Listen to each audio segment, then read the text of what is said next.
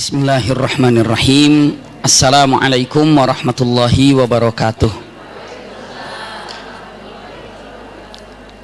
Innal hamdalillah nahmaduhu wa nasta'inuhu wa nastaghfiruhu wa na'udzu billahi min syururi anfusina wa min sayyiati a'malina. May yahdihillahu fala mudilla lahu wa may yudlilhu fala hadiyalah. Asyhadu an la ilaha illallah wahdahu la syarikalah taqriran bihi wa tauhidan wa asyhadu anna Muhammadan abduhu wa rasuluhu amma ba'du.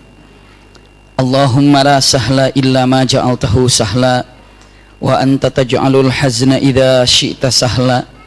Allahumma inna nas'aluka hubbaka wa hubba man ahabbaka wa hubba amalin yuqarribuna ila hubbika birahmatika ya arhamar rahimin. Amin ya rabbal alamin. Alhamdulillahirabbil alamin. Mudah-mudahan jumpa kita pada pagi hari ini seluruhnya disertai dengan rahmat dan berkah Allah Subhanahu wa taala. Hari ini insyaallah Bunda akan lanjutkan dalam perang Khandaq. Masih ingat ya? Iya, perang Khandaq, perang Parit yang pernah dipelajari di pertemuan lalu, tapi saya tidak mengulangi lagi, ya. Namun kita lanjutkan bahasan selanjutnya. Punten, sekedar sedikit mengingatkan perang Khandaq yang saya gambarkan. Lupa tidak ada papan tulis ya, jadi enak. Masih ingat nggak? Pakai papan tulis ya. Oh iya, sedang ada. Ada spidolnya.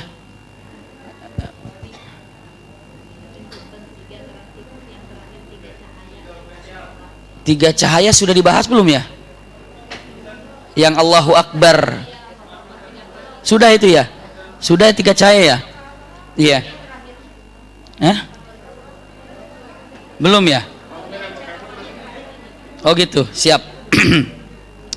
Jadi kalau gitu masih ngebongkar perang, belum terjadi Khandaq, belum ada pengkhianatan Banu Quraidah.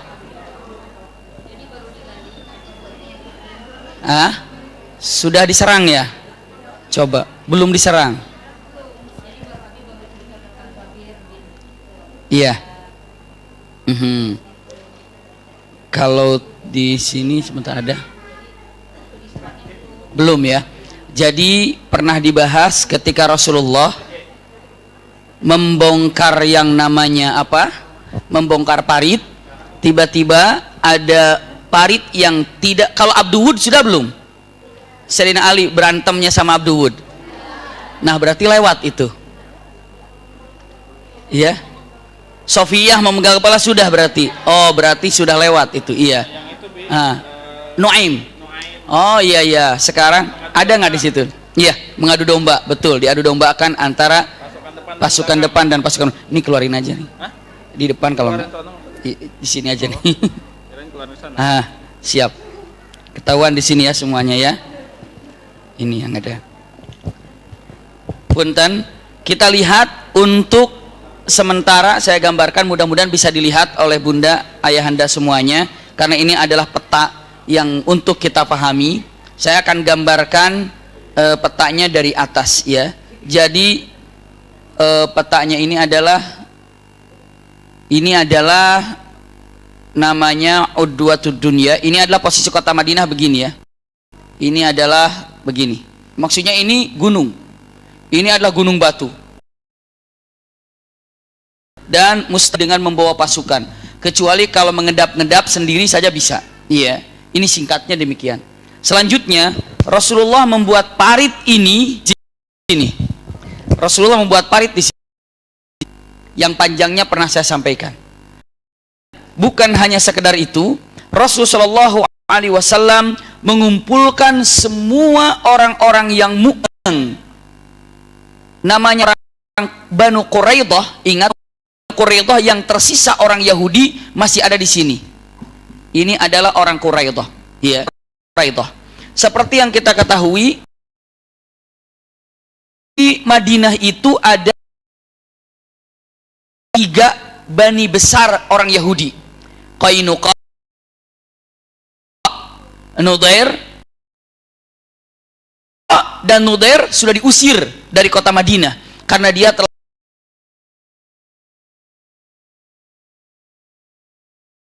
ini adalah orang Yahudi yang masih tersisa di Madinah. Ini untuk diketahui dulu. Rasulullah SAW sudah mengantisipasi.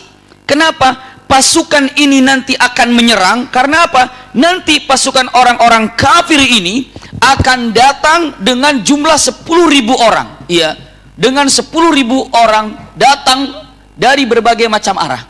Begitu ini dikasih khandak ataupun parit, mereka tidak bisa masuk. Sampai di sini masih ingat ya? Kita ikuti pelajaran yang terdahulu untuk diambil kembali. Selanjutnya Rasulullah sudah tahu kalau diserang dari sini nih, Quraidah ini yang namanya Yahudi kadang-kadang bikin masalah. Maka Rasulullah SAW bikin perjanjian bersama orang Yahudi dengan mengatakan, kalian nggak usah bantu kami memerangi orang-orang yang datang menyerang kota Madinah, tapi kalian cukup saja diam duduk manis. Ya, istilahnya apa? Padahal kalau dalam satu negara tinggal di sini, kalau ada musuh menuju ke negara ini, maka semua berkewajiban untuk apa? Membelanya. Kalau ada misalnya negara atau Indonesia ini diserang oleh penjajah, sekarang apakah tentara akan dipilih-pilih? Yang namanya TNI ini khusus untuk muslim atau semua untuk NKRI? Semua NKRI, apapun agamanya, kalau negara ini diserang, berarti tidak lihat agama apa-apa, tapi lihat ini adalah bangsa Indonesia, menjadilah prajurit, begitu kan? Nah, kalau sekarang Madinah ini diserang, sebetulnya tanggung jawab untuk menyerang mereka ini adalah Banu Quraidah. Ikut bertanggung jawab atau tidak? Ikut. Tapi Rasulullah sudah tahu ini gelagatnya pasti nggak beres ini. Gelagatnya kacau ini. Maka kata Rasulullah, Quraidah, kamu nggak usah bantu kami lah, nggak usah. Tapi apa? Kamu duduk aja di sini. Kenapa? Percuma kamu bantu juga bikin kacau nanti. Kenapa? Karena ingat waktu Nabi Musa ngajak ke Bani Israel, iya, ataupun ke orang-orang Yahudi, maksudnya pada waktu itu untuk memerangi Palestina. Nabi Musa ngajak kepada orang-orang Yahudi pada waktu itu, kata Nabi Musa, yuk kita berangkat ke sana ke Palestina untuk mengambil negeri atau tempat para nabi di Palestina. Apa kata Yahudi dengan mengatakan, Musa, kamu kan nabi, Allah kan jago pastinya. Ya udah, kamu sama Allah aja berangkat. Aku nunggu di sini. Idhab anta wa rabbuka faqatila wa nahnu hahuna qa'idun wa nahnu qa'idun wa nahnu hahuna qa'idun. Musa berangkat sama Allah, berangkat sama Tuhanmu, perangi di Palestina sana, dan kami nunggu di sini hasilnya seperti apa. Kamu kan nabi, kan pasti menang. Nah, itulah gayanya orang-orang Yahudi. Kalau Rasulullah mengajak ke Banu Quraidah pun jawabannya nggak jauh begitu, nggak jauh begitu. Maka daripada bikin ribet, iya kadang-kadang iya kadang enggak, pelin-pelan, maka akhirnya nggak usah dah, nggak usah ikut perang. Bisa dipahami nggak bunda? Perjanjian. Apa perjanjiannya? Perjanjian enteng, nggak usah bikin ribet, nggak usah bikin masalah, duduk manis saja di sini, diam. Ternyata apa? Begitu diserang dari sana, Banu Quraidah bukannya diam, malah menyerang. Oh, jadi dua arah sekarang. Apa penyebabnya? Lihat di pertemuan yang lalu. Kalau saya ulangi lagi nanti nggak sampai-sampai. Iya. Namun yang jelas Banu Quraidah sekarang menyerang. Jadilah posisi Rasulullah bagaimana? Terjepit sekarang ini. Maka disitulah Rasulullah dalam keadaan terjepit. 10.000 dari depan, 700 dari belakang, 3.000 di dalam. 3.000 pun itu bercampur baur. Belum lagi orang munafik yang balik. Kenapa? Tahu diserang dari belakang, diserang dari atas. Masya Allah, Rasulullah SAW cukup kesulitan untuk menghadapinya. Idzaghatil absar, ketika mata terbelalak, mata kanan atau depan belakang, karena seakan-akan apa? Musuh tuh dari sana dan dari sini, terjepit. Ingat lagi perang Uhud, ya kan? Umat Islam terjepit apa enggak? Kejepit. Ya, pasukan Abu Sufyan dari depan, lalu pasukan Khalid bin Walid dari belakang, maka terjepit saat itu. Subhanallah. Ini kejadian yang sangat mengerikan sekali. Dalam keadaan heboh dan merepotkan yang tidak bisa diduga-duga, Rasul berdoa pada Allah Subhanahu wa taala dengan doanya, Allahumma astur auratana. Ya Allah, lindungi kami semuanya dari kekurangan yang kami miliki. Masya Allah, Rasul itu meminta kepada Allah Subhanahu wa taala. Karena Allah ini As-Samad. Tahu As-Samad? Surat apa tuh yang ada kata-kata As-Samad? Masya Allah, hafal Quran semua di sini. Iya, hebat. As-Samad, Al-Ikhlas, hafal Quran. So, benar. Bagaimana bunyi pertamanya itu? Masya Allah. Terus Masya Allah. Terus walam yulad walam yakul lahu kufuwan ahad. Tidak layak bagi seorang mukmin kalau sehari tidak membaca suratul Ikhlas itu. Kenapa? Karena dianjurkan oleh Rasulullah paling tidak 18 kali membaca suratul Ikhlas. Dan suratul Ikhlas berdampingan dengan al-mu'awwadzatain, al-falaq dengan an-nas. Ya bunda, coba hitung. Adkar ketika zikir pagi dibaca 3 kali kan? Zikir pagi 3 kali dibaca. Zikir sorenya, pagi dan petangnya berapa? Juga 3 kali. Berapa tuh jadinya? 6, iya kan? Selanjutnya setelah sholat maghrib 3. Setelah sholat maghrib 3, setelah jadi berapa? 15. 3 lagi ya. Setelah sholat zuhur 1, setelah sholat asar 1, setelah sholat isya 1. 18. Kalau ingin menjadi seorang yang mukmin sejati itu baca suratul Ikhlas. Ayahanda bunda tahu ada orang waktu di zaman Rasulullah setiap imam bacaannya al-Ikhlas saja. Al-Ikhlas, al-Ikhlas, al-Ikhlas. Ketika ditanya mengatakan, "Fulan, kenapa engkau ini sholat selalu baca suratul Ikhlas?"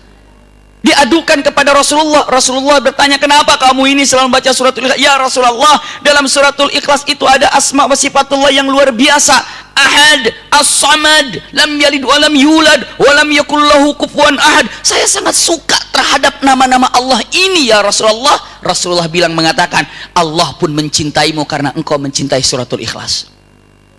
Kalau para sahabat mah baca surat al-Ikhlas selalu memang cinta. Kalau kita mah memang nggak ada yang hafal lagi. Kita mah memang itu-itunya al-Ikhlasnya. Jangan bilang bagus nih, bagus nih. Bukan bunda. Buktinya apa? Dulu ada imam Masjid Quba. Di mana? Ya di Madinah. Beliau ini membaca surah, kalau setelah Al-Fatihah dia suratul Ikhlas lalu baca surat yang lainnya. Selalu demikian. Tapi bacaannya bagus, mutqin, luar biasa, akhlaknya baik, hafalannya luar biasa. Para sahabat hanya bertanya, "Fulan, kalau jadi imam gak usah al-Ikhlas terus dong." Lalu kata dia dengan beda hadis ya. Kalau tadi al-Ikhlas asli, al-Ikhlas Allahu Akbar, al-Ikhlas Allahu Akbar. Kalau ini suratul Ikhlas sambung dengan surat lain. Atau surat lain selesai ujungnya suratul Ikhlas. Selalu ada suratul Ikhlas. Ternyata diadukan pada Rasulullah ketika ditegur sebelumnya oleh para sahabatnya, "Kenapa kamu baca suratul Ikhlas terus?" Dia bilang apa? Dengan mengatakan, "Aku senang suratul Ikhlas. Kalau kamu tidak senang dengan imam yang aku lakukan, maka cari imam yang lain. Kalau aku jadi imam, aku ingin begini." Tapi semua para sahabat senang dengan bacaannya dan bagus. Lalu apa yang dikatakan oleh orang itu dengan mengatakan, "Kalau mau saya jadi imamnya, saya akan baca suratul Ikhlas." Selalu diadukan pada Rasulullah. Rasulullah bertanya dengan tanya, "Kenapa?" Jawabannya sama, karena saking mencintai dalam asma wa sifatullah. Cinta terhadap makna ahad, cinta terhadap makna as-samad, karena ini adalah surah yang sangat luar biasa. Al-Ikhlas namanya pun. Lalu apa jawaban Rasulullah SAW? Dari karena dia cinta kepada suratul Ikhlas. Iya, punten, dengan mengatakan hubbuhu, iya, kecintaan dia terhadap suratul Ikhlas, adkhalahul jannah, Allah masukkan dia ke dalam surga. Masya Allah, suratul Ikhlas itu yang pendek itu bunda, subhanallah, ternyata bisa membuat Allah jatuh cinta, ternyata bisa membukakan pintu surga. Pendek suratul Ikhlas. Sampai Rasulullah pernah saya sampaikan di sini kan, 10 kali membaca suratul Ikhlas, 1 rumah di surga. Masya Allah. Ibu punten, mahalan mana rumah di sorga sama di Pondok Indah? Hah? Sorga ya? Sekarang susahan mana ngambil sorga yang di sorga nanti rumah kita, apa mau ngambil rumah di Pondok Indah? Mahal, susahan mana? Susah Pondok Indah kayaknya ya. Tapi kenapa yang di dunia, yang di akhirat ini nggak pernah diambil? Peperihun yang di dunia nggak dapat, ambil yang di sorga. Ah, terserah itu bahasa saya itu mah. Peperihun itu apa itu yang orang Sunda, coba terjemahin. Bukan keterlaluan. Apa? Peperihun di sorga nggak dapat, di dunia nggak dapat, ambil yang di sorga. Bukanlah pokoknya. Udah nanti saya terjemahin lah. Bingung saya. Bingung itu. Apa coba? Apa peperihun itu ya? Ya. bahasa Sunda, jadi apa ya gitu ya, lewat, skip aja, nanti bingung saya juga. Ini kapan selesainya ini? Kapan selesainya? Ini kapan selesainya? Saya lanjutkan ini ya. Punten-punten, ternyata ini malah apa? Nyerang bunda. Ini malah nyerang. Astagfirullah, ini nyerang. Ini nyerang. Rasulullah berdoa mata, Allahumma ya Rabb ustur auratana, ya Allah tolong kami. Ada kata dikatakan, ada kata-kata Allahumma ya Allah munzilal kitab, engkau yang menurunkan Alkitab semuanya, Injil, Taurat, Zabur, Al-Quran pastinya.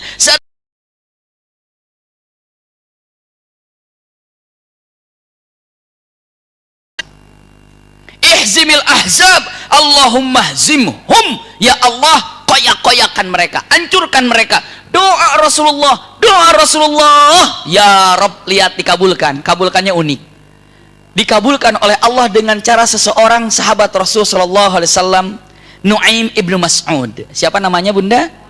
Nuaim ibnu Mas'ud. Saya tulis di sini karena ini adalah pahlawan yang luar biasa. Saya tulis di sini namanya biar tidak lupa. Nuaim ibn Mas'ud. Siapa Nuaim ibn Mas'ud ini? Seorang laki-laki yang datang ke hadapan Rasul baru Islam. Beliau mengatakan, Assalamualaikum ya Rasulullah. Waalaikumsalam. Punten, ini penting sekali bunda, penting sekali caranya, bagaimana cerdasnya Nuaim ibn Mas'ud. Ya Rasulullah, saya baru Islam. Lalu kata Rasulullah, Masya Allah, waktu kejepit begini malah ada yang masuk Islam. Orang kalau pas lagi mau tumbang-tumbangnya kelihatan Islam ini mau robah, kira-kira mau Islam nggak kira-kira?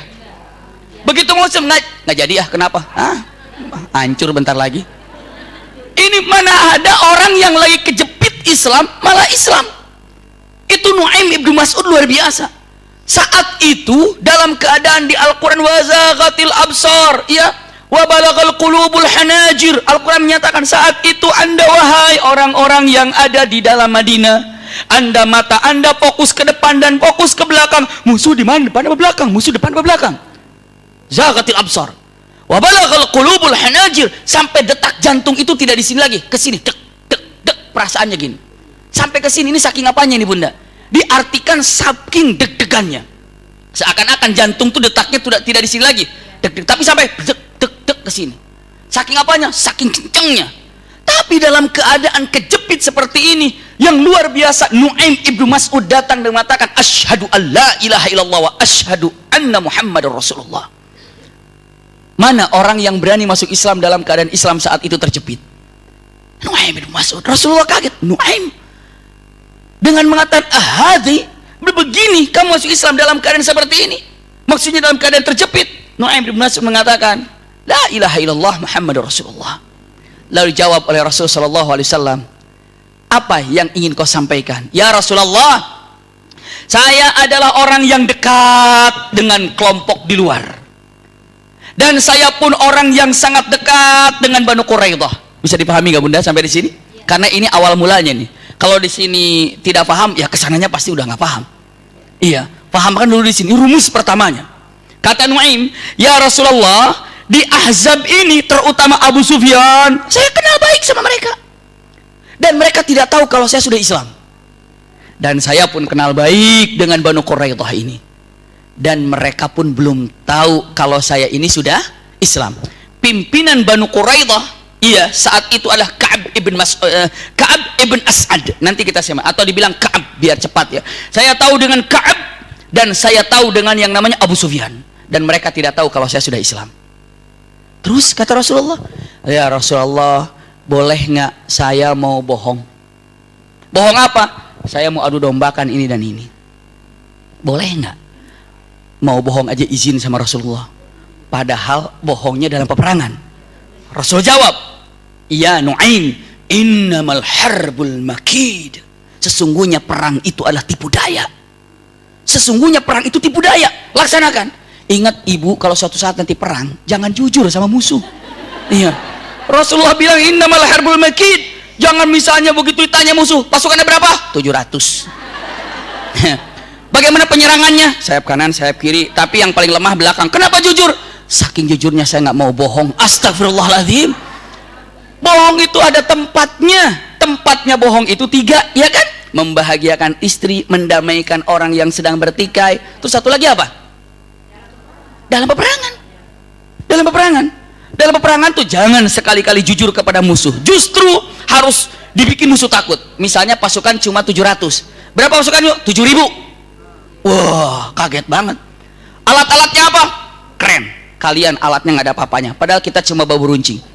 Tapi apa? Menakuti musuh. Harus seperti itu. Musuh terus dibikin takut ketika dalam keadaan peperangan. Kenapa? Ketika dalam peperangan musuh sudah takut, itu sudah kemenangan di tangan kita. Makanya bikin takut musuh. Kalau sudah takut musuh, mentalnya dijatuhkan dengan cara memberikan rasa takut.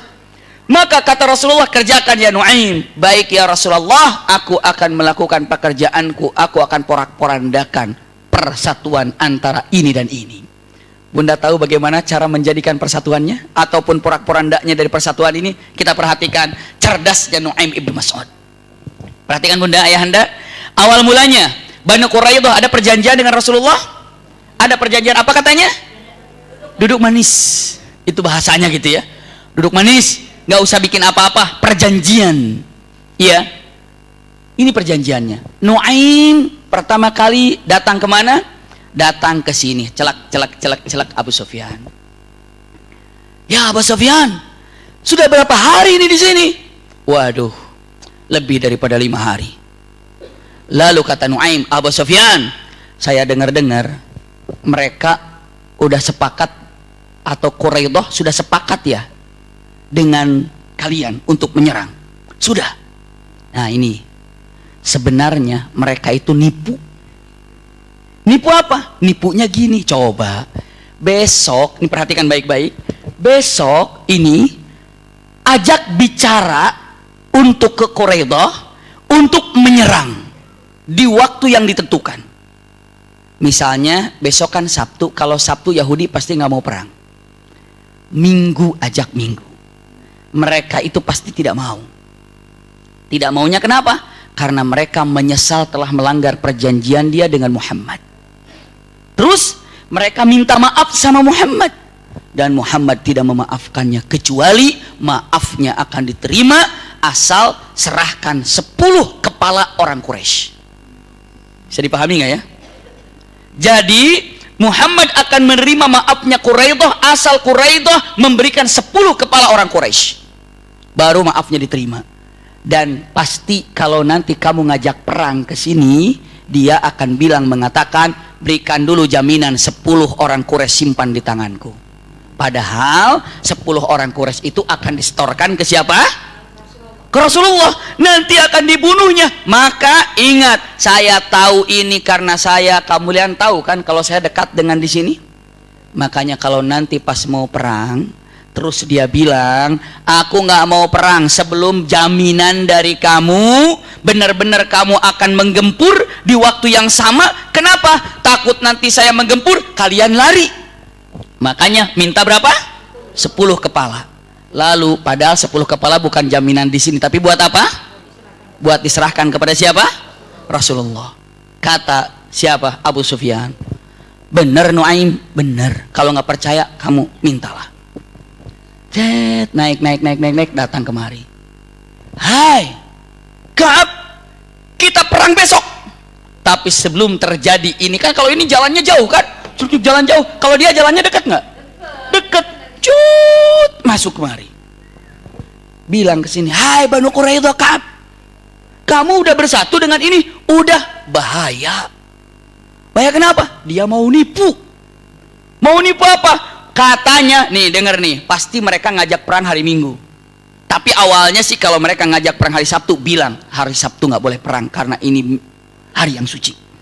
Tapi kalau hari Minggu oke. Tapi ingat ya, jangan mau dibohongi.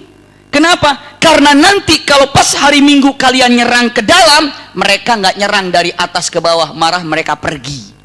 Mereka ini ingin memperdayakan kalian, menghancurkan kalian dengan cara kalian menyerang padahal mereka akan kabur meninggalkan. Bisa dipahami nggak ya? Maka saran saya, kalaupun kamu mau berdiskusi dan sama perang bersama mereka, sebaiknya kalian minta jaminan 10 orang pemuka Quraisy saja. Kata siapa? Banu Quraidah. Masuk akal juga sih. Kalau nanti pas saya minta, kalau ayo kita perang, begitu saya perangi, kabur mereka, kita yang dibejak-bejak nanti. Tapi kalau seandainya minta jaminan, pasti mereka tidak akan kabur karena jaminannya ada di sini. Benar, beberapa saat datang siapa? Utusan Abu Sufyan. Ya Ka'ab, hari Sabtu kita perang. Maaf, Sabtu nggak perang, Minggu perang. Boleh kami Minggu perang, tapi jaminanku kamu tidak meninggalkan aku apa? Lalu kata utusan Abu Sufyan, nggak ada jaminan apa-apa, kita kan modal kepercayaan. Lalu kata Ka'ab mengatakan, begini aja, aku akan siap perang bersama kamu. Kapan? Besok di hari Minggu ini, dengan syarat minta 10 orang Quraisy berikan kepada aku sebagai jaminannya. Kata utusan Abu Sufyan, bener Nuaim ini. Bener Nuaim, dia minta jaminan 10 padahal buat diserahkan kepada Nabi Muhammad. Lalu kata Abu Sufyan, nggak mau, nggak bakalan ada jaminan. Kata Quraidah, bener dia nggak mau kasih jaminan, orang dia mau kabur kok. Bisa dipahami nggak bunda? Maka saat itu punten, kejadian itu hari Sabtu nggak perang, hari Minggu pun tidak perang. Kenapa? Karena diporak-porandakan oleh Nuaim ibnu Mas'ud. Inilah mulai gagalnya daripada persatuan ini dan ini. Siapa pahlawannya? Nuaim ibnu Mas'ud. Ini pahlawannya. Dengan apa? Dengan punten, kalau dibilang wasilahnya, hakikatnya Allah Subhanahu wa taala. Namun karena kecerdasan Nuaim bin Mas'ud, dia dombakan. Tepat di hari Minggu, malam Minggu. Berarti besoknya itu seharusnya akan terjadi peperangan. Allah kirimkan namanya apa? Angin. Pada malam itu apa yang terjadi? Angin dahsyat sekali. Hujan sangat luar biasa, dan bukan hanya sekedar hujan, tapi dingin luar biasa. Malam Minggu yang seharusnya besoknya akan terjadi peperangan. Ulangi lagi, dahsyatnya angin, dahsyatnya hujan, dinginnya udara. Dingin sekali dan gelap sekali. Apa yang terjadi saat itu? Rasulullah SAW nunggu. Anggaplah kalau kita lihat dari peta yang ada, Rasulullah markasnya di daerah sini. Kenapa milih di sini? Di pertemuan lalu saya sudah sampaikan. Ibu bapak bisa mengulangi kenapa Rasulullah mengambil di posisi ini. Iya. Dan Rasulullah berposisi di sini, lagi hujan deras sekali, dingin, gelap. Subhanallah. Rasulullah dengan para sahabat, terutama semua para sahabat, kedinginan, menjaga di sini semua kedinginan. Dan Rasulullah keluar dari tendanya. Rasulullah dengan tegas, kata-kata yang sangat luar biasa, kata-kata yang indah. Rasulullah mengatakan, man ya'ti bi khabaril qaum falahul jannah. Enteng bahasanya. Siapa di antara kalian yang bisa mencari kabar, nyebrang ke sana, terus balik lagi kemari, ngecek mereka sedang apa dan bagaimana, maka pahalanya surga. Itu langsung jaminan dari Rasulullah SAW. Man ya'ti bi khabaril qaum falahul jannah. Siapa yang berani untuk menoleh ke sana, melihat kabar mereka, pastinya harus apa? Nyebrang. Lalu cek ke sana, cuma ngelihat saja, maka pahalanya surga. Punten, tidak ada satupun sahabat yang menjawab. Saking apanya? Dingin, angin, hujan. Pasti rasa takut juga ada, gelap, semua diam. Dalam hadis Rasulullah SAW, dalam hadisnya ini Abdurrahman bin Auf ceritanya, iya, ini adalah Hudzaifah ibnu Yaman. Kisah ini disampaikan oleh Hudzaifah ibnu Yaman. Rasulullah mengatakan kata-katanya, man yati bi khabaril qaum falahul jannah fama qama ahad. Tidak ada satupun yang berdiri. Padahal yang mengumumkan siapa bunda? Rasulullah. Biasanya para sahabat kalau satu umum langsung saya, tapi saat itu diam. Rasulullah mengatakan kalimatnya, man yati bi khabaril qaum falahul jannah. Siapa yang bisa datang untuk membawa kabar dari mereka kekal saya, maka dia surga bagiannya. Diam. Rasul tanya lagi, man yati bi khabaril qaum falahul jannah. Tidak ada yang berdiri. Sampai 3 kali Rasulullah nggak ada yang jawab. Rasulullah akhirnya jalan. Punten, Hudzaifah ibnu Yaman di dalam bahasanya saat itu dia mengatakan, saya tidak punya baju saya itu gantian dengan istri saya, dan baju saya ini yang dipakai saat itu di bawah lutut. untuk hanya menutup aurat saja. Iya. Tapi dalam keadaan sangat dingin sekali sampai gigi saya di sini. Lagi kedinginannya gigi saya punya ketak tak tak tak tak tak tak gitu. Mungkin nggak orang lagi di tak tak tak tak gitu kan? Rasulullah tanya, suara apa itu? Hudzaifah bilang, aduh, kedengeran. Entar saya lagi disuruh. Kata Hudzaifah, saya ya Rasulullah. Hudzaifah kata, qum ya Hudzaifah, bangun Hudzaifah, bangun ya Hudzaifah. Hudzaifah bangun. Lalu kata Rasulullah mengatakan kalimatnya, fandur khabarul qaum, lihat seperti apa mereka sedang terjadi saat ini. Hudzaifah bin Yaman ketika mendapatkan perintah dari Rasulullah SAW, hilang dinginnya, hilang rasa, yang terutama yang sangat membuat tidak bisa bergerak itu apa? Dingin. Hilang rasa dinginnya, tiba-tiba seger, tiba-tiba nyaman. Hudzaifah bin Yaman mengatakan, siap ya Rasulullah, saya akan datang untuk membawa kabar kepadamu tentang mereka. Begitu melangkah, Rasulullah cerita mengatakan, ya Hudzaifah, la tahduts bihi amra. Ingat, jangan melakukan apapun di sana, cukup lihat kejadiannya apa. Nggak usah berbuat macam-macam, cukup lihat. Baik ya Rasulullah, turunlah. Turun ke bawah, naik ke atas. Rasulullah punten nunggu di sebelah sana. Ternyata yang datang ke Madinah itu adalah sisa anginnya saja, sisa dinginnya saja yang terlihat. Kenapa? Karena Hudzaifah bin Yaman melihat di sana situasinya yang namanya kider, tempat masak yang biasa untuk masak besar untuk 100 orang, untuk 300 orang, itu bolak-balik, geblok, saking besarnya angin. Sampai semua orang-orang kafir di sana tidak ada satupun yang bisa berdiri begini, tapi semua memegang pohon kurma. Kenapa? Anginnya dahsyat. Subhanallah.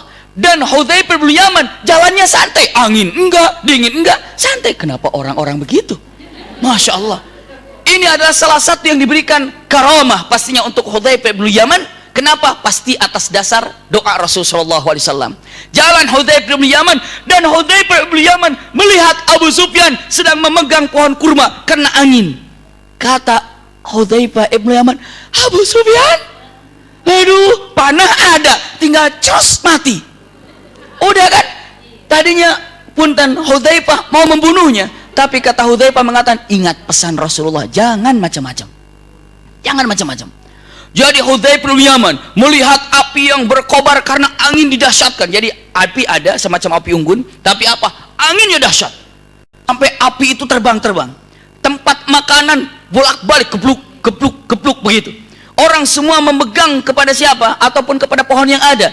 Dan saat itu Abu Sufyan berteriak mengatakan, Ilayya, kumpul kepadaku, kumpul padaku, kumpul padaku. Semuanya disuruh kumpul kepada siapa? Abu Sufyan. Nah, Hudzaifah ikut kumpul. Penasaran ada apa nih? Ikut kumpul, ngariung begitu seperti apa? Api unggun begitu, pegang.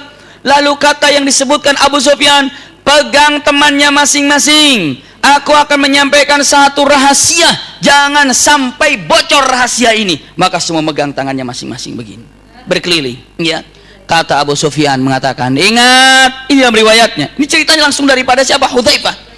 Ingat, saya takut ada penyelundup masuk ke kita. Tolong tanya kiri kanan masing-masing. Apabila tidak kenal, bunuh saja. Kaget Hudzaifah, aduh, nggak kenal, bunuh saja. Hudzaifah dengan gagahnya langsung nanya. Begitu tanya kiri kanan, kata, kamu siapa? Hah? Dari mana letaknya? Sebelah mana rumahnya? Oh, kamu dari mana? Ya, oke. Dia nggak ditanya. Subhanallah. Wala yas'alni ahad. Nggak ada satupun yang nanya. Itu kan kita dengan seperti itu gagahnya. Kamu siapa? Dari mana letaknya? Hah? Rumah kamu sebelah sana? Iya. Oh, bapak kamu yang itu ya? Iya. Oh iya, bagus. Kamu siapa? Oh iya, letaknya. Iya. Oke. Ya, sabar. Tenang. Kita dengarkan dari apa yang disampaikan oleh Abu Sufyan. Santai ya, tenang ya, kabar sampai ya. Santai ya. Sehat kalian, sehat. Oke. Diam. Nggak ada yang nanya dia. Kenapa? Karena kecerdasan daripada Hudzaifah. Masya Allah. Ini digambarkan semua lengkap. Yang ini cerita langsung Hudzaifah bin Yaman yang menyampaikannya. Dari mulai diperintah, kenapa Rasulullah memilih dia? Karena dia kedinginan. Ada yang bilang karena Rasulullah kakinya nyangkut di Hudzaifah bin Yaman waktu Rasulullah sedang berjalan. Lalu nanya, kaki siapa ini? Ini kaki aku, Hudzaifah bin Yaman. Berdiri, cari kabar. Hilang rasa dingin. Punten, Hudzaifah bin Yaman, Masya Allah bunda, kelak di akhirat kita akan berjumpa dengan beliau. Amin ya rabbal alamin. Cerita langsung dari beliau ini, Hudzaifah bin Yaman, ahlul jannah. Masya Allah. Hudzaifah bin Yaman mendengarkan ternyata Abu Sufyan mengatakan, aman semua, tidak ada penyelundup, aman. Lalu Hudzaifah bin Yaman tetap mendengarkannya dan disampaikan Abu Sufyan dengan kata-katanya, pulang malam ini ke Mekah, tinggalkan tempat ini, tapi jangan membongkar tenda dan tempat makan, biarin aja, karena biar Muhammad mengetahui kita masih ada, padahal kita sudah kabur, nanti kita balik lagi. Jadi sekarang pulang dengan cepat dan pelan-pelan, tapi tenda nggak usah dibongkar. Terus apa? Tempat-tempat makan nggak usah dibongkar, biar nanti Muhammad dan pasukannya ngelihat kita masih ada. Yuk kita berangkat sama-sama, nanti kita akan menyerang lagi tahun yang akan datang, maka pulanglah 10.000 pasukan. Malam itu mereka pulang. Kenapa? Allah simpan rasa takut di dalam hatinya. Suasana yang sangat dahsyat. Walaupun malaikat tidak ikut berperang, malaikat perang itu hanya perang Badar saja. Di luar itu malaikat tidak langsung berperang, tapi Allah kirimkan angin, Allah kirimkan hujan, itu adalah bagian daripada pasukan apa? Pasukan Allah. Usikum wa iyaya nafsi bitaqwallah. Bunda semua bubar. Hudzaifah bin Yaman naik lagi. Kemana naiknya? Ke sini. Begitu Hudzaifah lewat, semua para sahabat kedinginan. Hudzaifah tidak. Dingin. Ya kan ada tugas dari Rasulullah, Masya Allah, jaminan. Hanya senyum Hudzaifah bin Yaman. Semua para sahabat melongok ngeliat Hudzaifah bin Yaman nggak kedinginan, sambil lewat nggak kedinginan. Begitu masuk ke kamar ataupun ke ghurf atau tenda Rasulullah, Rasulullah sedang sholat. Kata Hudzaifah bin Yaman, wa dakhaltu khaimat Rasulullah wa ra'aituhu sajidan, dan aku melihat Rasulullah sedang sujud. Begitu aku masuk ke masjid, ke tendanya, dingin kembali datang, sampai aku tidak sanggup berdiri. Begitu melihat wajah Rasulullah, dingin langsung pluk, tertidur di samping Rasulullah, kedinginan. Maka kata Hudzaifah bin Yaman, Rasulullah sambil duduk di antara dua sujud membuka bajunya, ditutupkan ke Hudzaifah bin Yaman, dan Rasulullah melanjutkan sholatnya. Masya Allah, luar biasa ya. Jadi dibuka, tutupkan ke Hudzaifah bin Yaman, lanjutkan sholatnya. Masya Allah. Ibu pernah lagi sholat tahajud misalnya suaminya, lalu ibunya kedinginan, suaminya bilang ambil selimutnya. Bagus, ambil selimutnya, malah suaminya ikut di sampingnya tidur lagi nanti. Ngelihat tuh enak juga tidur nih, katanya udah dingin-dingin begini. Tapi punten, siapa di antara kita yang lagi nggak sholat pun lagi apa? Siapa kira-kira gimana perasaan ibu kalau ibu diselimutin oleh suami? Bagaimana suami kalau diselimutin oleh ibu? Bagaimana ibu kalau diselimuti sama anak lagi tidur? Masya Allah, rasakan itu. Nikmatnya luar biasa. Itu rasa sayang itu kerasa. Bukan masalah selimutnya, tapi apa? Kok bisa gitu ya nyelimutin? Masya Allah, luar biasa. Ini mah yang ada selimut saya dong. Ditarik. Jadi suaminya ngehod-hod, subhanallah ya. Kedinginan ditarik. Tarik-tarikan, apalagi sampai digulung biar nggak diambil, udah kayak dia pakai lemper digulung gitu. Begitu istrinya, weh pak ini pak, diikat semuanya. Astagfirullah. Enggak, saya lanjutkan ya. Ini terjadi ya, sampai ke Rasulullah. Selesai Rasulullah, assalamualaikum warahmatullah, assalamualaikum warahmatullah. Rasulullah tanya, dia mengatakan absyir, absyir, kabar baik untukku, ada apa? Ya Rasulullah, mereka malam ini pergi dan besok hari sudah tidak ada lagi musuh. Mereka semua pergi, besok hari sudah tidak ada musuh lagi. Kenapa? Mereka sudah sepakat untuk pergi. Rasulullah sujud syukur. Lalu pagi hari bersamaan dengan terbit matahari, punten, saya sampaikan dulu Hudzaifah bin Yaman, dan Rasulullah katakan setelah saya disampaikan mengabarkan itu, Rasulullah bilang tidur di tendaku. Maka kata Hudzaifah bin Yaman, aku tidur tidak pernah nyenyak kecuali senyenyak di kamarnya, di tendanya Rasulullah.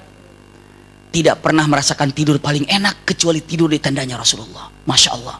Kenapa? Saking nyaman, tentram dengan Rasulullah sallallahu alaihi wasallam. Ya Rabb. Sampai saat bangun, Masya Allah, sholat biasa berjamaah. Selesai sholat berjamaah, Rasulullah mengatakan, mulai hari ini Quraisy tidak akan lagi menyerang kita, justru kita yang akan menyerang mereka. Justru kita yang akan menyerang mereka. Kenapa? Benar, setelah yang namanya perang Khandaq, Quraisy tidak lagi menyerang, justru Rasulullah yang langsung futuh Makkah nanti. Masya Allah. Lalu memangnya kenapa ya Rasulullah? Sudah kabur semuanya. Bersamaan dengan terbit matahari, dicek tenda masih ada, ini masih ada, masih ada. Seperti layaknya apa? Pasukan. Rasulullah katakan, mereka bodong itu semua. Kosong isinya. Begitu dicek memang habis, nggak ada siapa-siapa. Sudah kabur duluan. Rasulullah pulang ke sini, ke masjid. Dengan pasukan yang ada. Begitu tiba, sholat duhur di sana. Selesai sholat duhur, Rasulullah SAW memang rata-rata semua para sahabat, bahkan Rasulullah kalau berpergian dari mana-mana tidak sampai ke rumah dulu, tapi singgahnya kemana? Masjid. Masjid, sholat apa saja baru pulang. Begitu Rasulullah pulang ke rumahnya, kejadian yang sangat unik. Apa kejadiannya? Ini simpan baik-baik. Begitu Rasulullah SAW selesai perang, sholat zuhur, pulang ke rumahnya, buka baju perangnya, buka helm perangnya, ada yang ketuk pintu. Assalamualaikum ya Rasulullah. Baru pulang dari masjid ada yang salam. Waalaikumsalam. Ternyata yang datang adalah siapa? Jibril. Jibril alaihissalam datang. Lalu kata Jibril mengatakan, awadha'ta silahaka ya Rasulullah, apakah engkau telah menyimpan alat-alat perangmu ya Rasulullah? Rasulullah menjawab, iya ya Jibril, sudah kami simpan alat-alat perangku. Jibril mengatakan, fa wallahi innal malaikata lan yada'u aslihatahum, padahal malaikat belum menyimpan alat-alat perangnya ya Rasulullah. Memangnya kenapa? Allah menyatakan kalimatnya apa? Punten. Jibril mengatakan, bereskan Banu Quraidah. Pengkhianat. Iya, ughzu Banu Quraidah. Perangi, bereskan Banu Quraidah. Kenapa? Karena ini yang telah berkhianat. Subhanallah. Bereskan Banu Quraidah. Subhanallah. Rasulullah kata, iya ya, ini Banu Quraidah. Rasulullah langsung pulang kan? Tapi malaikat Jibril perintah dari Allah, bereskan Banu Quraidah. Kenapa? Pengkhianat. Bayangkan kalau seandainya tidak ada Nu'aim bin Mas'ud, wah, perang sudah terjadi. Bahkan sebelumnya kalau tidak ada Sofiyah, mereka sudah menyerang terlebih dahulu. Masih ingat bagaimana Sofiyah mengkelabui orang yang tulang tolok datang kemari? Tulang tolok itu celangak celinguk. Iya. Orang kafir yang datang celangak celinguk masuk kemari, lalu apa? Ditangkap oleh Sofiyah. Dibunuhnya oleh Sofiyah, dilemparkan jenazahnya oleh Sofiyah, maka mereka yang mengira kalau di sini ada apa? Pasukan. Subhanallah. Jadi pahlawan pertama Sofiyah, pahlawan keduanya Nu'aim bin Mas'ud, dan Rasulullah pulang ke rumah. Ya Rasulullah, kalimatnya perangi Banu Quraidah. Maka Rasulullah langsung ke masjid lagi. Pakai lagi helm perangnya, pakai lagi uju perangnya, baru sampai. Bayangkan kalau kita disuruh gitu, istirahat dulu deh bentar. Mandi dulu, kayak ganti baju dulu sebentar, makan dulu, nggak ada. Begitu disuruh perang, ganti baju, pakai helm, berangkat ke masjid lagi. Ibu tahu, begitu sampai ke masjid, Rasul teriak mengatakan, as-salatul jami'ah, as-salatul jami'ah. Ini artinya adalah kumpul, kumpul. Ada emergensi, ada kabar yang harus disampaikan. Para sahabat sama nggak baru datang dari masjid kira-kira? Sama. Nggak ada satu orang pun baru datang, panggil lagi. Ini apa-apaan ini? Baru nyampe dipanggil lagi, nggak ada begitu, langsung perut datang lagi ke masjid. Iya, ibu tahu kata Rasulullah mengatakan, innallaha ya'murukum, sesungguhnya Allah telah memerintahkan kalian untuk apa ya Rasulullah? Memerangi Banu Quraidah pengkhianat ini. Sudah tahu ada perjanjian ini duduk manis, nggak boleh menyerang, ataupun tetap saja malah menyerang. Pengkhianat, pengkhianat, maka serang Banu Quraidah. Punten. Rasulullah menyatakan, apakah sudah ada yang berangkat menuju Banu Quraidah? Nanya kepada para sahabat. Sahabat menjawab mengatakan, saya lihat orang ke sana ya Rasulullah. Sahabat kita siapa? Dihya al-Kalabi telah berjalan menuju ke sana. Rasulullah mengatakan, dia bukan Dihya, tapi adalah malaikat Jibril yang senang berwajah Dihya. Masya Allah. Punten bunda, malaikat Jibril ini kalau turun ke bumi, siapa yang paling disukainya, maka dia berwajah dia. Dihya al-Kalbi ini adalah wajah yang Masya Allah dihiasi setiap malamnya dengan zikir, setiap pagi siangnya dengan saumnya, dengan ketaatan kepada Allah, dengan sholat yang luar biasa, dengan tawaduknya luar biasa. Maka malaikat Jibril kalau ke bumi sering menyerupai wajah Dihya. Makanya ketika mengatakan sudah berlalu di depan kita Dihyal Kalabi, bukan, itu Jibril. Kok Jibril? Jibril menyerupai Dihyal Kalabi.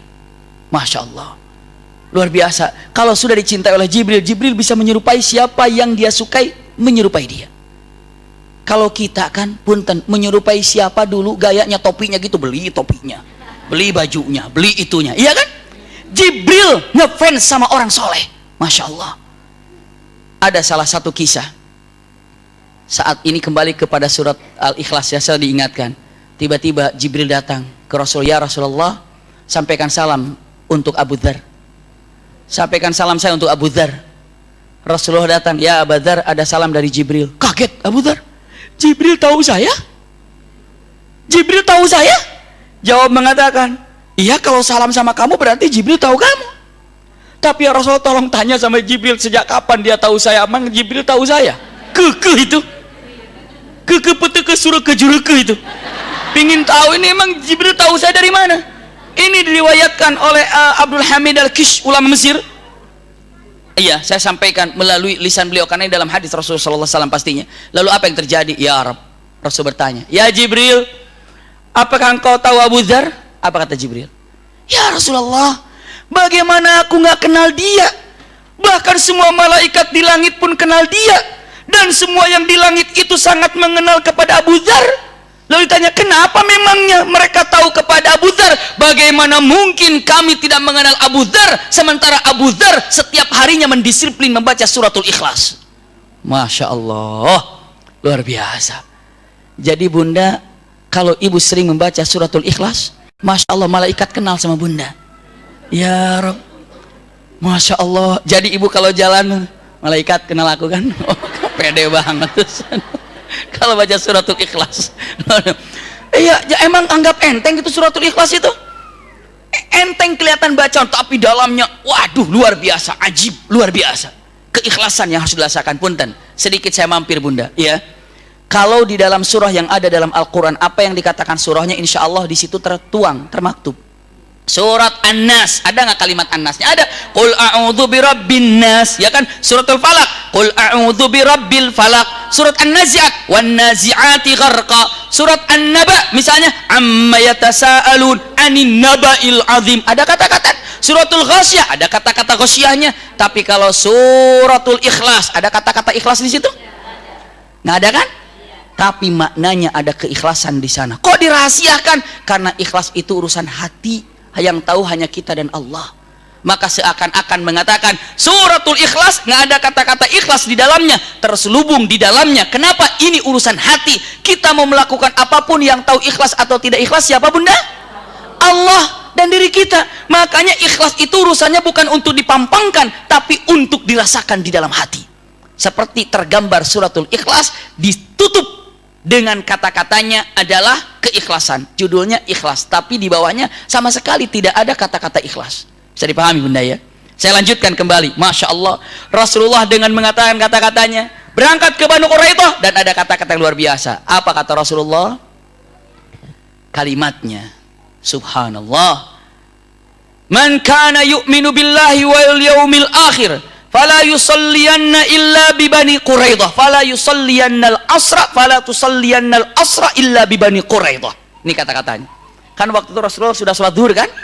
Rasul bilang, siapa yang beriman kepada Allah dan Rasulnya, maka segera berangkat untuk menuju Banu Quraidah, dan jangan sholat asar kecuali di Banu Quraidah. Kira-kira ibu punten, ini perintah dari siapa? Rasulullah. Ingat, yang beriman kepada Allah dan Rasulnya, segera perangi Banu Quraidah, berangkat, dan jangan sampai sholat asar kecuali di Banu Quraidah. Masya Allah, para sahabat bergegas berangkat untuk ke Banu Quraidah. Jalan cukup jauh bunda, cukup jauh, jalan dengan alatnya semuanya, perjalanan berangkat ke Banu Quraidah. Di perjalanan menuju ke Banu Quraidah, waktu asar tiba, para sahabat mereka bilang, sholatnya di Banu Quraidah lah asar. Kenapa? Karena Rasulullah bilang jangan sholat asar kecuali di Banu Quraidah. Maka saya sholat asar di Banu Quraidah. Satu golongan lagi mengatakan, kalau saya enggak sih, itu adalah faham saya agar bergegas-gegas, jangan berleha-leha. Tapi kalau waktu sholat asar saja. Tapi Rasulullah dengan mengatakan jangan sholat asar kecuali di Banu Quraidah, maknanya adalah agar kita cepat-cepat, bukan pasti harus sholat asar di Banu Quraidah. Nanti kalau telat bagaimana? Bisa dipahami nggak bunda? Maka terjadilah dua kelompok, satu sholat yang di jalan, yang satu yang sholat di Banu Quraidah. Punten, kira-kira bunda saya tanya, kalau ibu dalam pasukan itu, ibu mau sholat di jalan apa di Banu Quraidah? Siapa yang mau sholat di jalan? Karena memahami itu adalah agar cepat-cepat berjalan. Siapa yang mau sholat di jalan? Ada? Ada? Jangan ragu-ragu, ada nggak yang mau sholat di jalan? Ada, Masya Allah. Ada yang mau sholat di Banu Quraidah? Angkat. Yang mau sholat di Banu Quraidah? Ada juga. Yang hebat yang nggak angkat tangan, biarin aja, ntar Abi makin jawab. Capek-capek saya kata, lumayan energi begini juga, saya diam aja. Tadi ada, ayo biarin aja, ntar juga jawab. Punten, saya mau pendapat bunda, bisa dipahami kan? Saya tanya, kira-kira siapa yang mau di Banu Quraidah? Angkat tangan. Ada banyak sekarang. Kenapa? Karena ibu pahamnya jangan sholat kecuali Banu Quraidah. Siapa yang mau sholat di jalan? Karena pahamnya adalah ini untuk cepat-cepat. Ada yang mau sholat di jalan? Ada juga. Punten bunda, saya sampaikan, akhirnya dua pendapat ini berbeda. Rasulullah sampai ke Banu Quraidah, orang pun sampai ke Banu Quraidah, bilang, ya Rasulullah, ada terbagi dua. Yang duluan datang mas sholatnya di mana? Di Banu yang di Banu Quraidah, kami sholatnya di jalan. Ya Rasulullah, yang benar yang mana? Yang di Banu Quraidah apa yang di jalan? Kenapa memangnya? Kalau kami pahamnya sih engkau bilang jangan sholat asar kecuali di Banu Quraidah, maka saya pahami secara bahasanya jangan sholat asar kecuali di Banu Quraidah, maka saya di Banu Quraidah. Ditanya, kalau kamu? Kalau saya pahamnya sih ini adalah pemahaman dalamnya adalah jangan sholat asar kecuali di Banu Quraidah, artinya cepat-cepat, jangan leha-leha, kalau bisa sholat asar di Banu Quraidah. Tapi apa? Karena saya tahu kalau sholat di awal waktu kan bagus ya Rasulullah, makanya saya sholat di awal waktu, makanya saya paham dengan nomor dua itu. Apa kata Rasulullah? Kilakuma sahihan, kalian dua benar, yang salah itu yang tidak sholat pastinya. Bingung, Quraidah apa di sini ya? Allah bingung, gak usah sholat aja dah. Astagfirullah, itu rombongan ketiga, itu mah kacau. Kan sekarang kadang-kadang jadi bingung begitu. Oh bingung saya, ngaji di sini salahin, sini salahin, saya ngaji aja dah. Astagfirullahaladzim, jadi salah akhirnya kan. Padahal semua adalah kajian itu benar, kajian itu adalah baik, membawa keberkahan buat kita, membawa ilmu yang luar biasa, menghilangkan jahal, ketidaktahuan dari kita. Punten, orang bisa menjadi ahli surga itu karena apa coba? Karena ilmu. Ibu tahu ikhlas dan tilai karena ilmu. Masya Allah bunda, apapun kita menjadi ahli surga itu karena ilmunya. Tanpa ilmu nggak bisa menjadi ahli surga, tidak bisa. Surga itu karena apa? Ilmunya, pastinya dengan ikhlas pastinya. Tapi punten, pernah kan di zaman dulu, di zaman sahabat, ya Rab, Rasulullah bertamu kepada orang Badui. Saking senangnya Rasulullah ini dihormati oleh orang Badui, sampai Rasulullah menawarkan kepada orang Badui itu. Kata Rasulullah bilang, Fulan, aku bahagia sekali engkau menyambutku, dan engkau ini Masya Allah luar biasa memberikan itu, walaupun hanya air putih, walaupun hanya dengan kurma, roti yang kering demikian, tapi aku sangat bahagia dengan penyambutanmu itu, engkau baik sekali. Kata Rasulullah bilang apa? Dengan is'alni, Masya Allah, mengatakan, mintalah kepadaku, aku akan mintakan kepada Allah. Is'alni as'alullahu laka, minta padaku, aku akan mintakan kepada Allah untukmu. Ya Rasulullah, engkau menawarkan kepada aku, mau minta apa? Ya Rabb, apa indahnya ini, sangat indah. Umar bin Khattab ada di situ. Kata Umar bin Khattab, Masya Allah bahagianya orang ini. Ditawarkan oleh Rasulullah mau apa? Kira-kira ibu kalau ada Rasulullah nanya, mau apa? Ibu mau apa coba? Mau surga bersama Rasulullah. Itu ilmunya kan? Ini Rasulullah nanya, mau apa? Dia bilang, ya Rasulullah, kenapa? Aku ini jujur ya Rasulullah, kenapa? Aku ini pengen ternak. Jadi kalau bisa ini Rasul pengen kambing gitu, jantan sama betina yang bagus biar bisa ternak. Umar bin Khattab, astagfirullahaladzim, minta kambing sepasang. Rasulullah bilang, ya sudah, nanti dikirim. Sahabat ada yang punya kambing sepasang bagus? Ada, nanti kirim ke di sini ya. Baik ya Rasulullah. Baik. Rasulullah selesai, Rasulullah mau pulang. Nih mau pulang di pintu nih. Pamit ya. Rasulullah bilang, is'alni as'alullahu laka, minta padaku apa yang kau ingin. Aduh, yang kedua kali ya Rasulullah. Iya, mau apa? Ya Rasulullah begini ya, aku nih pikirannya panjang ya. Oh iya, silakan. Umar bin Khattab mengatakan, bener ini pikiran panjang sorga ini. Tiba-tiba dia bilang apa? Ya Rasulullah, aku ini punya pikiran panjang sekali. Kenapa? Kalau kambingku nanti punya banyak anaknya ya, kambingku banyak nanti anaknya, pasti nggak ada yang jaga. Nah kalau saya mau nih, tolong kirim anjing yang sudah terlatih bisa jaga kebun saya dan kambing saya nanti. Boleh nggak pelihara kambing untuk jaga begitu? Boleh. Lalu kata Rasul, oh iya. Tapi Umar bin Khattab mengatakan, kecewa ini. 2 kali malah minta penjaga.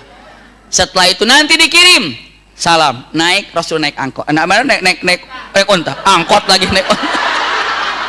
Karena apa? Saya kangen naik angkot. Ketahuan ini lisan itu nggak boleh.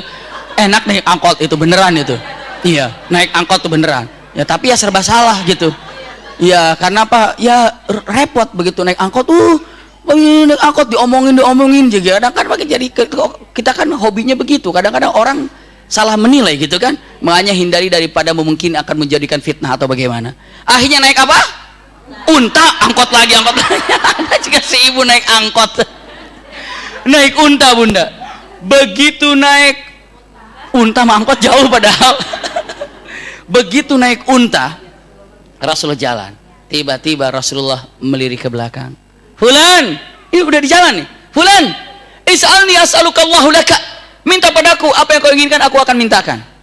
Bunda tahu orang itu menjawab dengan kata-katanya luar biasa. Masya Allah, ya Rasulullah, luar biasa, udah ketiga ini ditawarkan kepada aku. Iya, minta apa? Ya Rasulullah, ini unta bagus sekali, aku pengen unta kayak begini ya Rasulullah.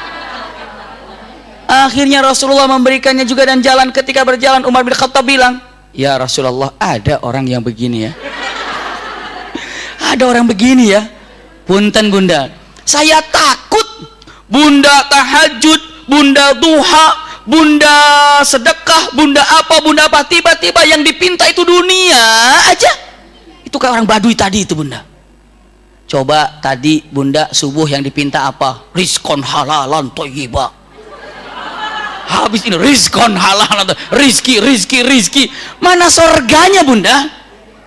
Bisa dipahami bunda ya? Hari ini, kemarin sudah berapa kali ibu minta sorga? Minta sorga. Ya Allah, berikan saya sorga, berikan saya sorga. Paling tidak, Rabbana atina fid dunya hasanah wa fil akhirati hasanah wa qina adzabannar. Bisa dipahami bunda ya? Lalu kata Rasulullah, iya Umar, dia tidak ada ilmunya untuk meraih sorga, padahal sorga sudah ada di depannya. Sorga sudah ada di depannya. Tidak seperti temannya Musa. Ada temannya Musa. Ada temannya Musa. Apa temannya Musa? Jadi Nabi Musa ini punten, ada satu kisah. Nabi Musa ingin mengajak Bani Israel hijrah dari mana? Dari Mesir. Kita hijrah, Fir'aun itu galak banget. Ayo kita keluar dari Mesir, Tiba-tiba bunda apa? Kata orang-orang yang ada di sana mengatakan, Musa, kami udah berjanji tidak akan pernah meninggalkan Mesir. Karena apa? Karena kami akan menjaga kuburannya Yusuf. Kuburannya Yusuf alaihissalam di Mesir. Zaman dulu itu, zaman Nabi Musa. Lalu kata Nabi Musa mengatakan, oh jadi kalian tidak mau meninggalkan Mesir walaupun dijajah sampai Fir'aun dengan alasan karena tidak mau meninggalkan kuburannya Yusuf? Iya, karena kami sudah berjanji. Lalu kata Nabi Musa, gampang kalau gitu, angkat saja kuburan Yusufnya, karena Yusuf ini adalah Nabi, pastinya tidak akan pernah habis dimakan rayap atau apa saja. Ambil kuburannya, ayo kita ambil kuburannya. Kata Bani Israel, nah justru itu yang bingung, kenapa kita nggak tahu di mana kuburannya? Kita nggak tahu di mana kuburannya. Lalu kata Nabi Musa mengatakan, kalau gitu di antara kalian tidak ada yang tahu? Ada sih, tapi usianya udah tua banget dan dia nggak tahu tuh, nggak mau ngasih tahu kuburannya Yusuf di mana. Punten, kata Nabi Musa, ya sudah kalau gitu aku yang mintakan. Datang ke dia, Bapak yang tahu dengan kuburannya Yusuf? Iya, aku yang tahu. Yakin itu kuburan Yusuf? Tahu, aku yakin. Di mana kuburannya Yusuf? Di mana kuburannya Yusuf? Ditanya, di mana kuburannya Yusuf? Punten, yang tua itu mengatakan, aku akan kasih tahu, tapi dengan satu syarat. Yang bertanya adalah Musa. Dia nggak tahu kalau itu adalah Musa. Syarat pertama yang bertanya adalah Musa. Kata Nabi Musa, aku Musa, Nabiullah. Aku Musa, Rasulullah. Engkau Musa? Iya. Rasulullah? Iya. syarat yang kedua. Apa kedua syaratnya? Syarat yang kedua, aku akan kasih tahu di mana kuburannya Yusuf. Yang kedua adalah asal jadikan aku temanmu di sorga. Masya Allah. Kata Nabi Musa, aku jadi nabi capek banget. Perjuangannya dikejar Fir'aun. Ini Fir'aun. Sekarang tiba-tiba, kuburannya langsung bersama Nabi Musa. Enggak, kata Nabi Musa. Enggak bisa. Allah subhanahu wa ta'ala bilang, ya Musa, kabulkan permohonannya wahai Musa, kabulkan keinginannya wahai Musa. Nabi Musa balik lagi, aku kabulkan, kamu temanku di sorga. Masya Allah. Gara-gara apa tuh? Nunjukin. Masya Allah.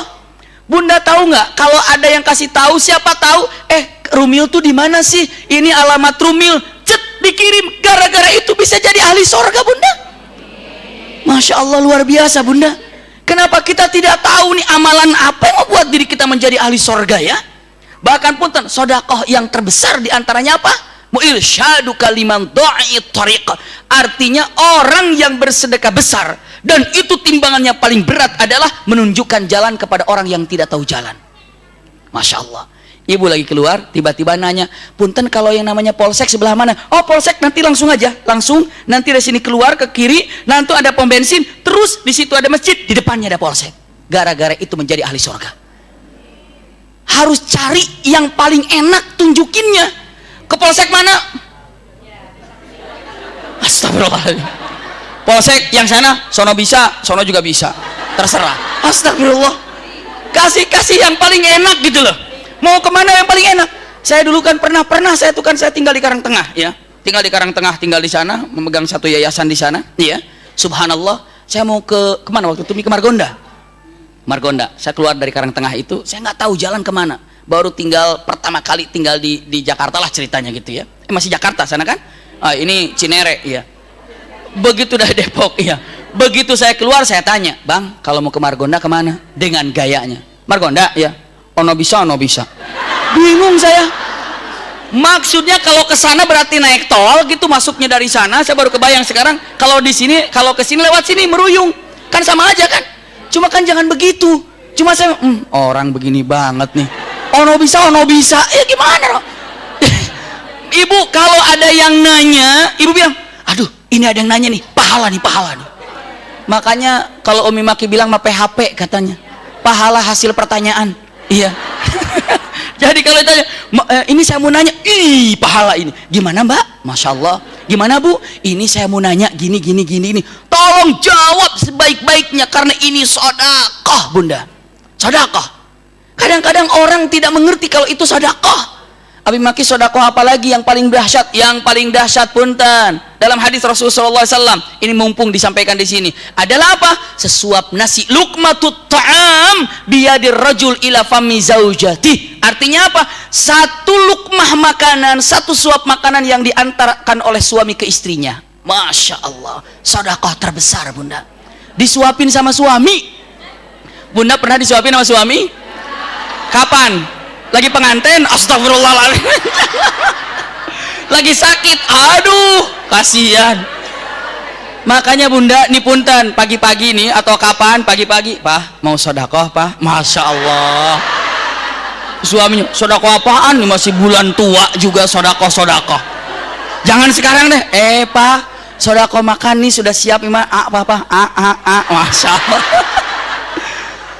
Ataupun udah tahu Mas ini Pak, Mama, Bapak, oh iya langsung, oh jadi sedekah begitu, dengan mesra silakan mah. Masya Allah. Sekali aja jangan nih makan nih.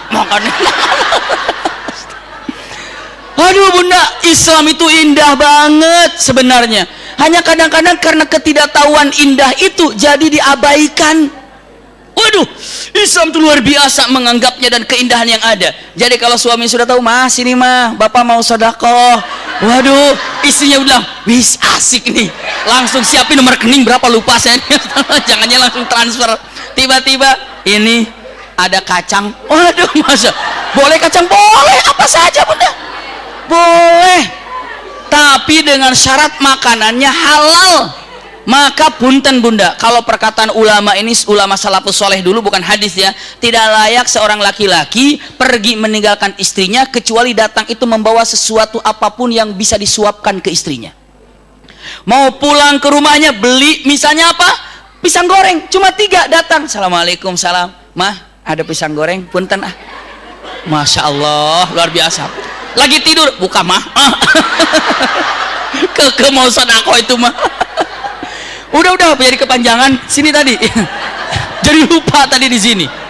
Jadi lupa mana ya? Oh, sholat ya. Maka dua-duanya apa? Benar. Dua-duanya benar. Ya. Maka Rasulullah tinggallah di sini. Masya Allah, di perbatasan. Dan orang-orang kafir yang 700 ini, mereka mengecek dan mereka melihat 700 orang ini, mereka tahu. Mereka mengecek dan melihat dengan, wah, kita dikepung nih. Kita dikepung. Apa yang harus dikerjakan? Kita dikepung. Rasulullah Shallallahu Alaihi Wasallam punten. Kalau ibu bapak nanya, apakah Rasulullah Shallallahu Alaihi Wasallam pernah marah? Pernah. Marahnya kepada yang tepat. Kepada siapa? Kata-kata yang kasar disampaikan kepada siapa? Orang Yahudi yang mengkhianat. Rasulullah sambil menunjuk ke Yahudi dengan matan, ya sawahibul qurud. Qurud itu apa? Bukan dikurut, bukan. Qurud itu monyet. Kenapa? Karena orang Yahudi, ada satu kisah, ada dalam Al-Quranul Karim, saya tidak bisa sampaikan, nanti insya Allah kesempatan lain. Jadi waktunya beribadah, dia tidak ibadah, maka Allah jadikan monyet. Ya kan? Dengan mengatakan dalam firman Allah Subhanahu wa taala, kisah yang sangat luar biasa, ya. Dikatakan bahwa saat itu dia ini dijadikan oleh Allah Subhanahu wa taala kera. Kenapa? Waktunya ibadah malah dia mencari ikan di lautan. Punten, iya. Selanjutnya apa yang terjadi? Maka Rasulullah mengatakan, ya sawahibul qurud, wahai teman-temannya yang rakus.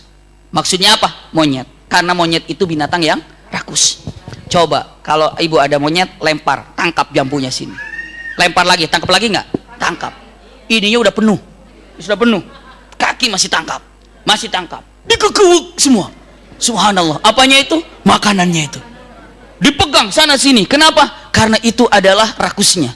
Maka Rasulullah, ya sawahibul qurud, wahai sahabat-sahabatnya monyet, yang dulu dalam Al-Quran digambarkan karena rakusnya yang ada.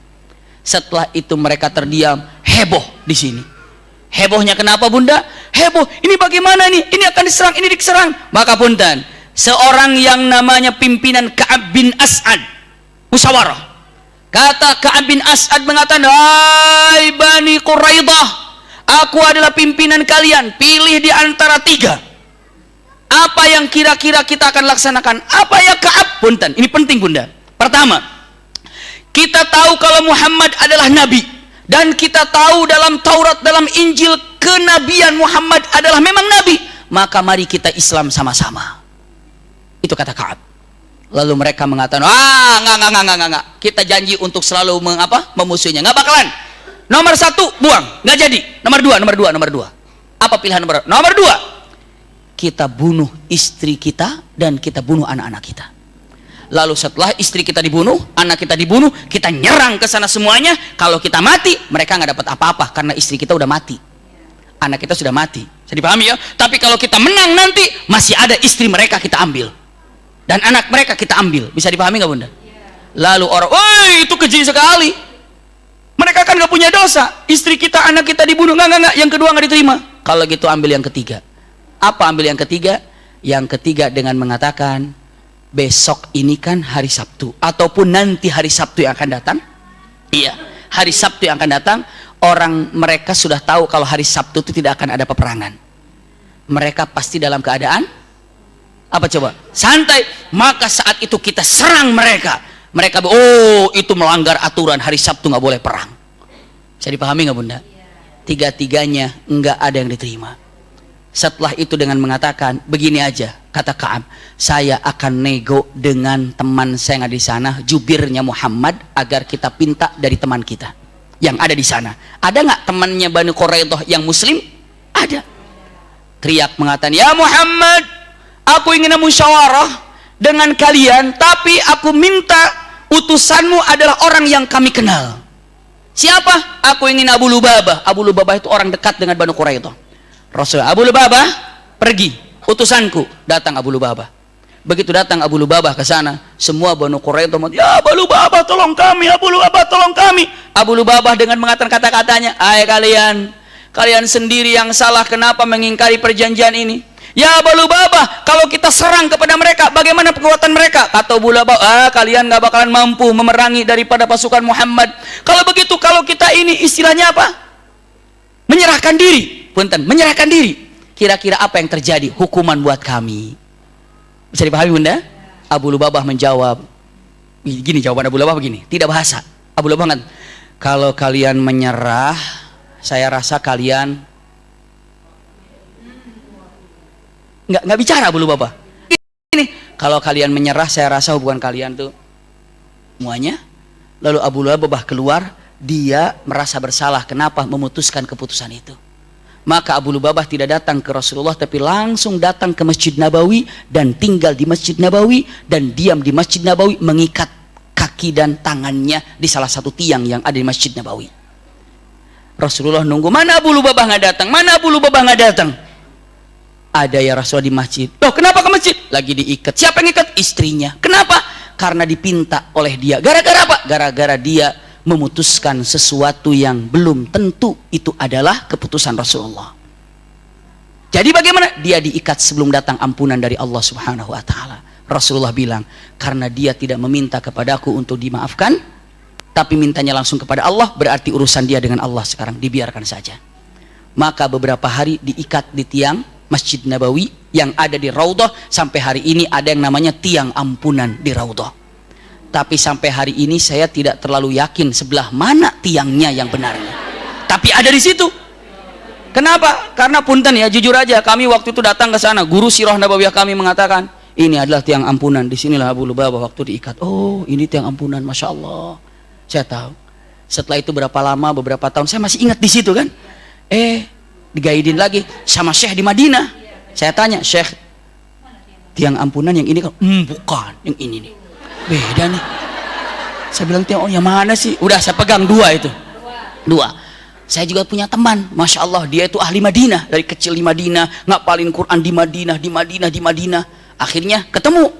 Tapi saya ngobrol apa-apa, begitu datang di Raudhah, saya duduk, saya tanya, tiang ampunan tuh yang ini apa yang ini? Tuh. Beda lagi. Udah, saya nggak usah peduli sekarang, nggak usah. Yang penting di sana nggak usah cari tiang ampunannya, yang penting minta ampun. Gitu. Oh, saya minta ampun di tiang ampunan. Orang tiga-tiganya beda. Ntar kalau saya ditanya, saya pilih aja yang lain saya juga. Tapi yang jelas dengan wallahu a'lam. Kadang-kadang saya menyampaikan kepada Bunda, kekeh pengen itu, pengen ini, nggak perlu. Yang penting kita tobatnya pada Allah Subhanahu wa taala. Abu Lubabah, lalu Rasulullah terdiam di sini. Masya Allah. Ibu tahu apa yang terjadi untuk Banu Quraidah ini? Keputusan yang luar biasa. Siapa yang memutuskannya dan apa yang menjadi keputusannya, diapakan 700 orang Yahudi ini yang menunggu keputusan Rasulullah. Insya Allah bulan depan kita lanjutkan ya Bunda. Jadi bulan depan adalah 700 orang Banu Quraidah, ataupun bahasannya adalah, kalau untuk diungkapkan dengan kata-katanya enteng saja, mudah saja, nasib Banu Quraidah. Iya, nasib Banu Quraidah seperti apa? Karena ini adalah Banu Quraidah yang luar biasa dahsyatnya diberikan oleh Rasul sallallahu alaihi wasallam ke Banu Quraidah. Mudah-mudahan Bunda apa yang disampaikan ada manfaatnya.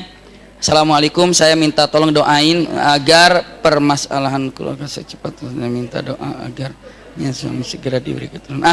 Mudah-mudahan apa yang punya hajat, punya keinginan, apakah keinginannya anak-anaknya lulus dalam ujian, ataupun mempunyai keluarga yang dalam keadaan sakit, memiliki suami dalam keadaan sakit, memiliki anak dalam keadaan sakit, memiliki hajat, apakah ingin mendapatkan keturunan, semuanya Allah berikan baik keturunannya, diberikan kesolehan bagi keluarga.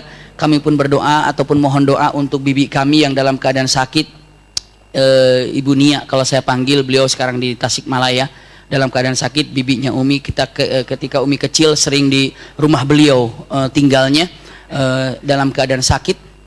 Semoga Allah juga berikan kesehatan kepada beliau, dan kita yang hadir diberikan oleh Allah Subhanahu wa taala ketenangan lahir dan batin. Amin ya rabbal alamin. Allahumma shfina washfihim, Allahumma shfina washfihim, anta syafi la shifaa illa shifauka, syifaan la yughadiru saqama wala haula wala quwata illa billahil aliyil azim. Amin amin ya rabbal alamin. Dan insyaallah nanti malam bagi yang ada kesempatan waktu setelah maghrib setelah isya, iya setelah isya di Masjid Pondok Indah itu membahas juga tentang sirah nabawiyah. Pelajaran sudah sampai baru bawah sekali ya. Jadi kalau ada ingin sambil santai bersama Terang Jakarta, ini ada sirah nabawiyah, itu nanti akan menceritakan tentang remajanya Rasul sallallahu alaihi wasallam. Jadi remaja Rasulullah lagi kecilnya disimpan di mana, kembalikan ke ibunya seperti apa, pelajaran Rasulullah. Kenapa?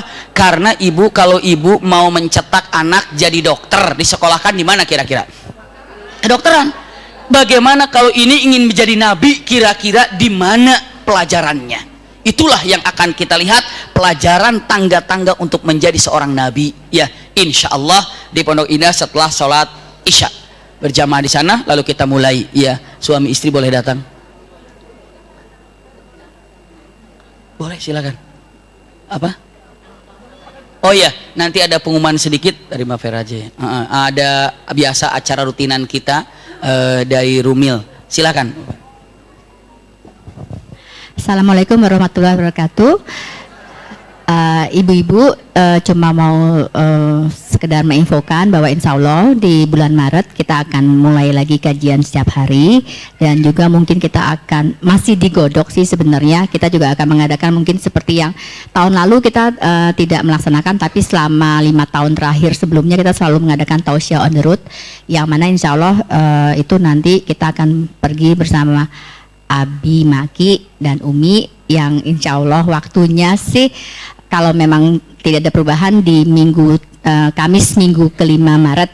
Dan mungkin juga ibu-ibu bisa kasih info ataupun masukan kita mau kemana. Terakhir kali kita kalau nggak salah perginya ke pulau ya. Oh ya, ke pulau. Bi, kita jadi mau yang ke ini nggak Bi, yang naik pesawat kemana gitu Bi? Ya kayak gitu ya.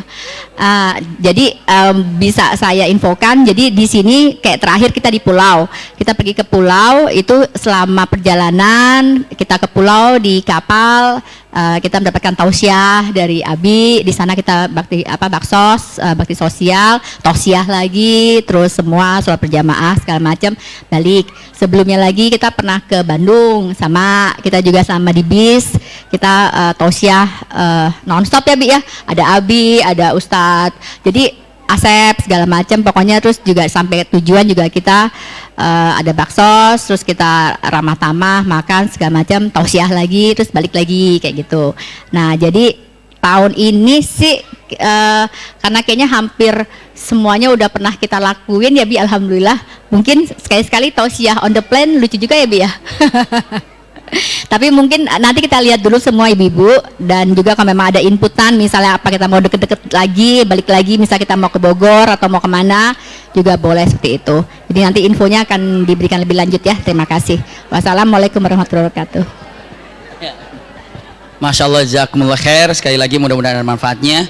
Lakum minni al-hubbu wa du'a. Wassalamualaikum warahmatullahi wabarakatuh.